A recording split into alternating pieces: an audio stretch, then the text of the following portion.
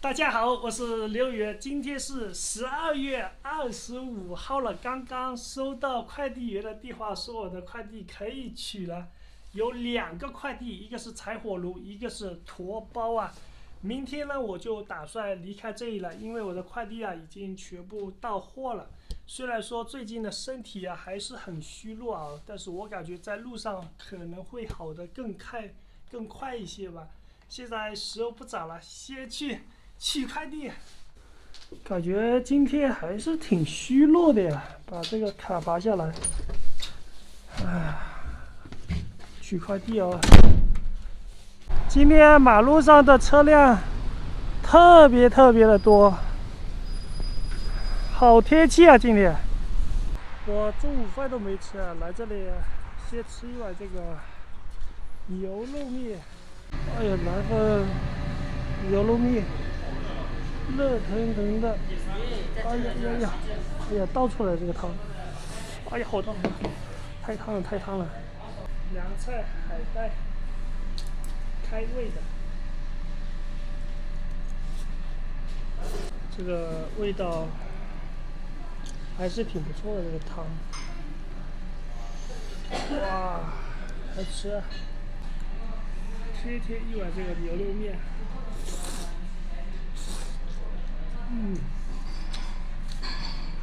这牛肉面味道挺不错的。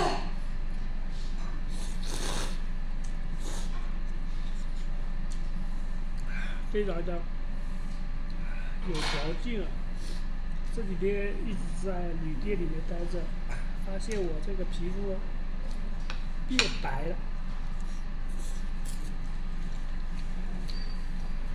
有没有这种感觉？大街上的人也慢慢的多起来了。吃好中饭了，来到昨天取快递的地方，今天这里终于开门了。哎呀，不容易啊！这个柴火炉已经拿到手了，但是还有一个驮包你看这个驮包还没到，但是我这里提示已经到了，打电话问一下。自行车驮包还没到呀，只能拿着这个柴火炉先回去了，到了再过来取吧，只能这样子了。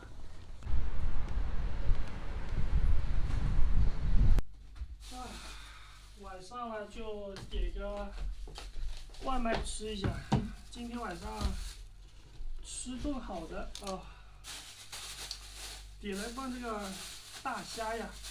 明天我就打算出发了，不想待在这个房间里面了，因为实在是太无聊了。再加上这个身体好的特别的慢，在户外吸些点新鲜的空气我觉得好的会更加的快吧。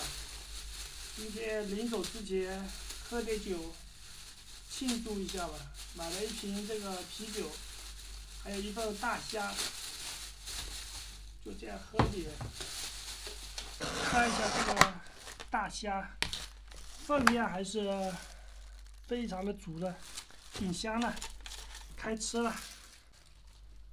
喝点挺好的，肯定会有好多人觉得喝酒不太好身体已经好了，只不过呢还是有点虚弱的，喝点啤酒是完完全全是没有问题的。尝一下这个虾，还行，上面还有一点花生米。明天就往300公里之外的新疆慢慢走这几天我失眠了，每天都是弄到凌晨的3、4点钟，还是在外面在路上好。在城市里面每天接触到人，去野外一个人多安全，只要自行车上面带点吃的就行。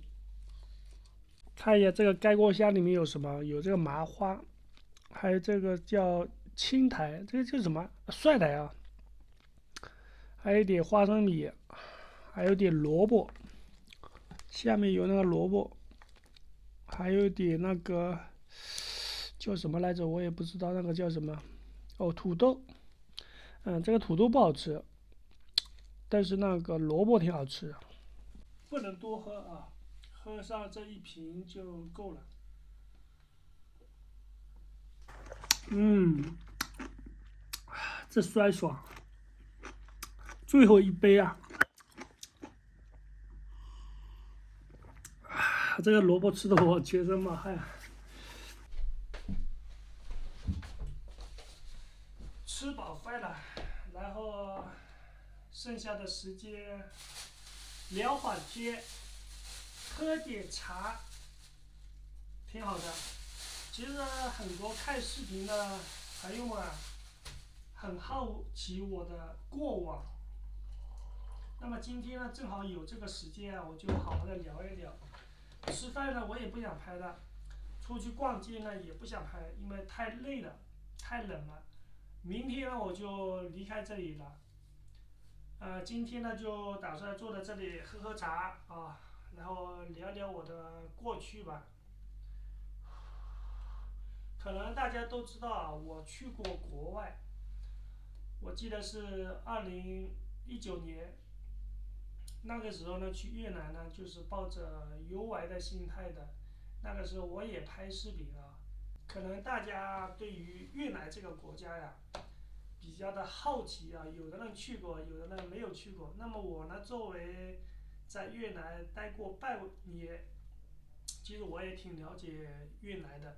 首先呢，越南的气候呢是亚热带气候啊，常年都是夏天。如果是靠近胡志明那边的话，就几乎没有秋天，也没有冬天，也没有春天，就是一年四季啊都是夏天。然后靠近那个河内那个方向还是有冬天的，冬天的话也是挺冷的。我2019年，然后呢从广西东兴口岸啊是走过去的，不是坐飞机去那个国外的。然后到了广西东兴呢，就拿着护照，拿着签证。很多人对这个出国办理什么手续啊，其实很简单，一个护照，一个签证啊，就能顺顺利利的出国了。到了越南关口出境的第一个城市呢，叫做老街。可能很多中国人对于这个城市啊是非常的熟悉的，因为它靠近广西嘛，老街老街非常出名。到达老街以后呢，我就直接坐上大巴车，就到了河内了。很多人会好奇啊，你人生地不熟的，语言也不通，也不会英语，那么是怎么沟通的啊？其实非常非常简单，就是给钱就行了。刚开始自己比较笨嘛，就是问他多少钱，他说这个钱是多少，然后你觉得划算，那就坐车可以直接走了。我记得第一天就直接到了越南的首都河内。到了河内呢，第一给我的感觉就是热，因为我出国的时候是夏天嘛。我记得我去了怀界湖啊，那里也算是一个市中心比较有名的一个湖了。在越南有好多的外国人，还有是中国人。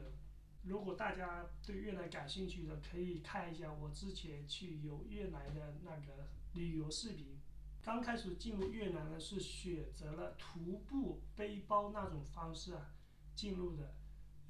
越南的住宿呢还是相当便宜的，因为它是属于欧美游客比较多的地方，而且它这个有好多青旅啊，一个青旅的话住一晚也就一个晚上10块钱左右，就是七八个男女住在一个房间里面，所以非常的便宜。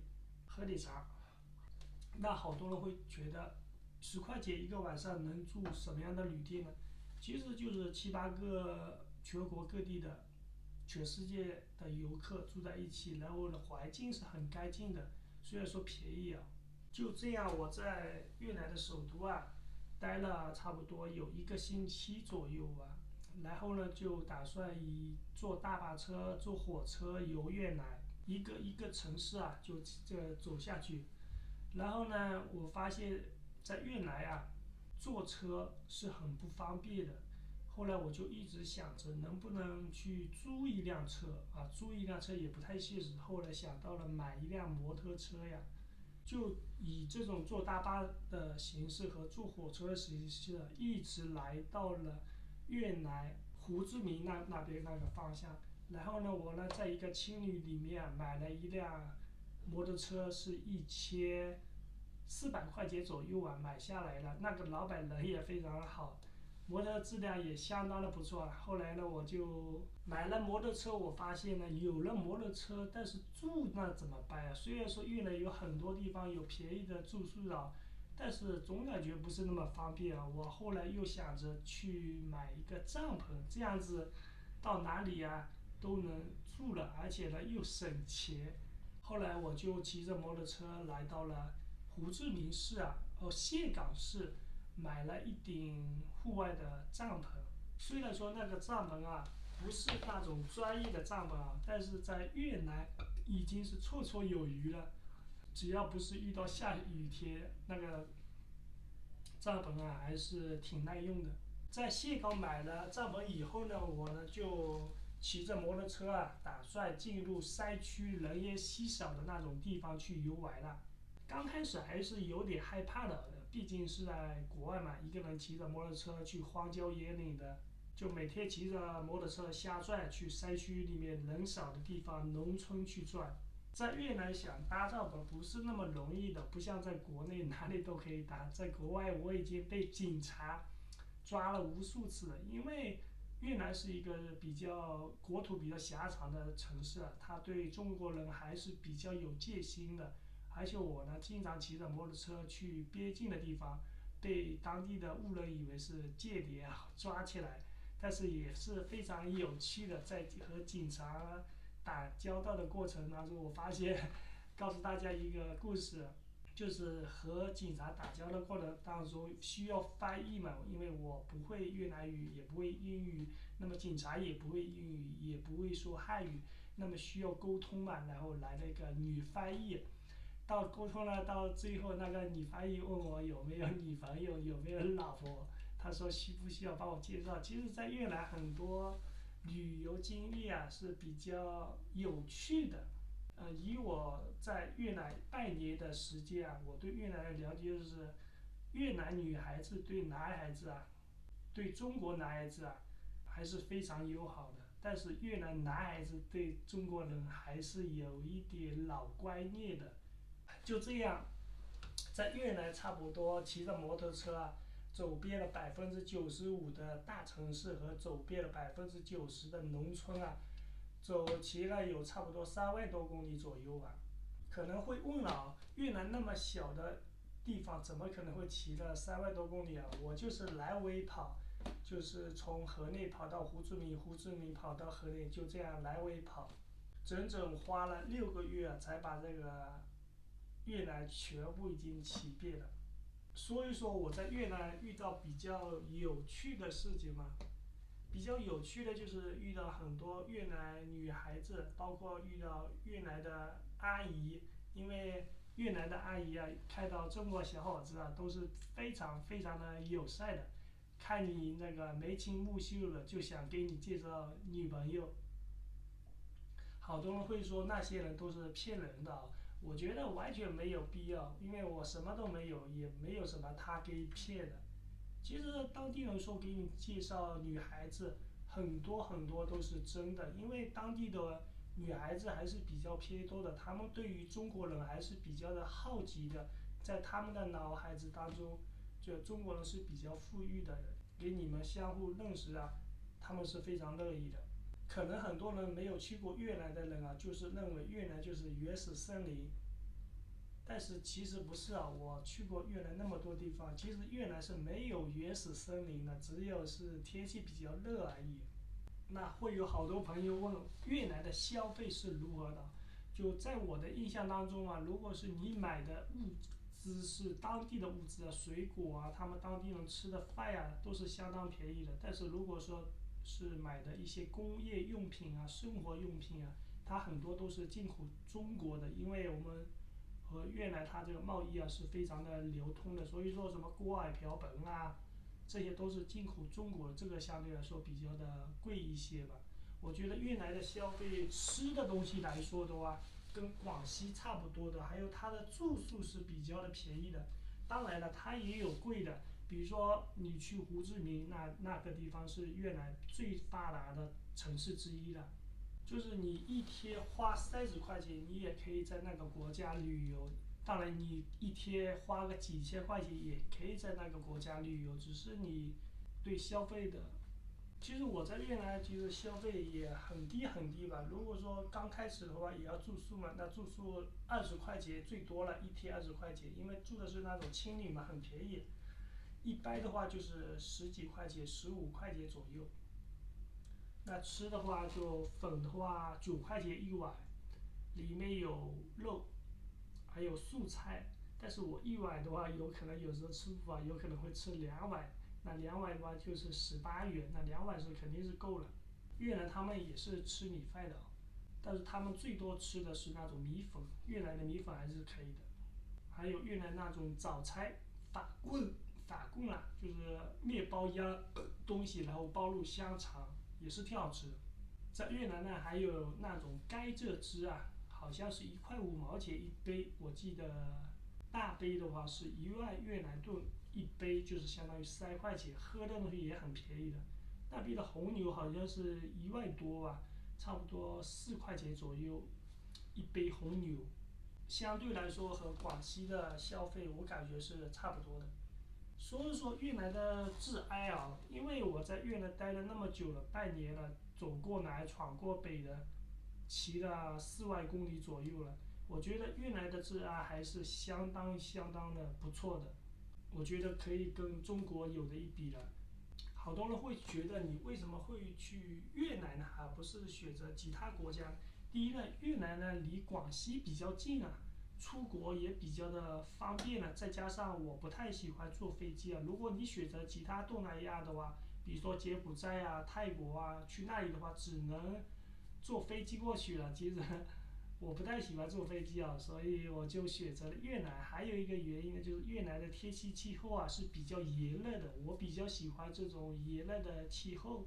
还有一方面就是因为安全考虑嘛，在东南亚国家里面，越南的治安还是相当不错的。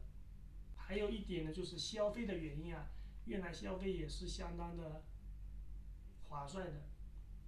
说一说签证啊，因为我在越南待了半年嘛，就是6个月，就是拿着3个月的旅游签证，就是你花个几百块钱，然后办理一张3个月的签证，在越南可以待3个月。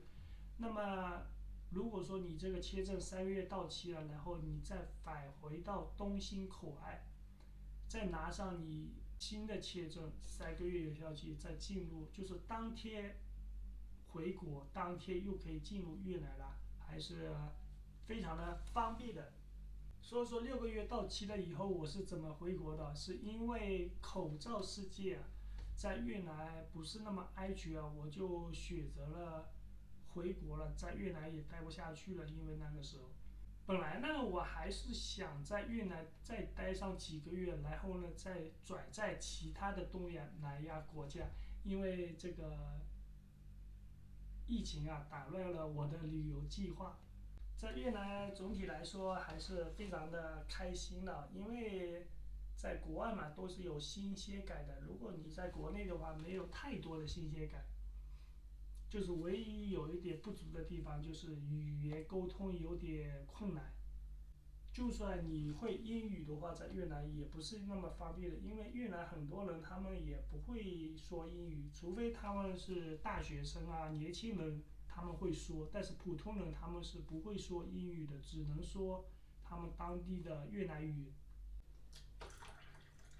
所以说，在越南有没有遇到危险的事情啊？其实遇到危险的事情还是有的。我记得有一次凌晨12点钟，我呢在帐篷里面啊睡觉，然后呢，突然闯进了2位醉汉呀，然后因为他们骑着摩托车嘛，然后这个摩托车也没油了，停在我搭帐篷的边上。刚开始他们也没有发现这里居然还有一个人在这里搭帐篷，因为我在角落里嘛，他们是在一个房子的院子里面。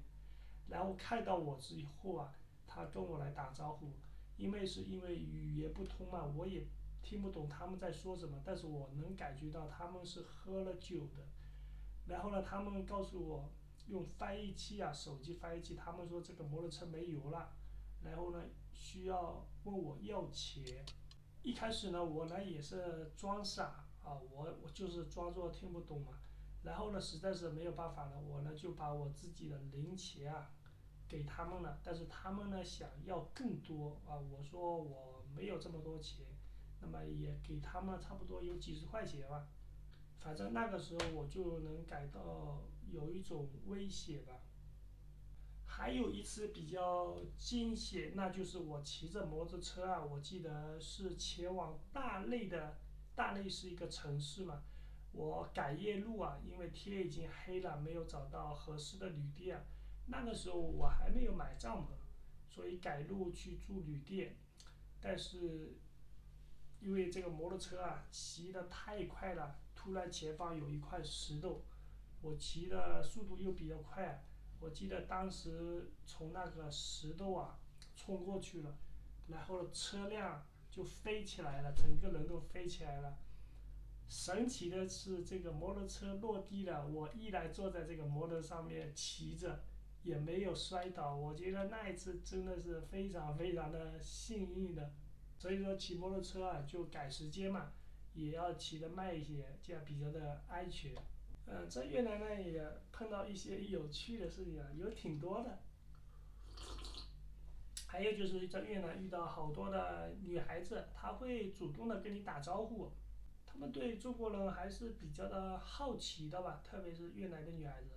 如果我不说话的话，可能她们看不出我是一个外国人，因为我皮肤都比较的黑的，看起来有点不太像是外国人。再加上了我的装备行李在越南待久了以后也不像是一个游客的。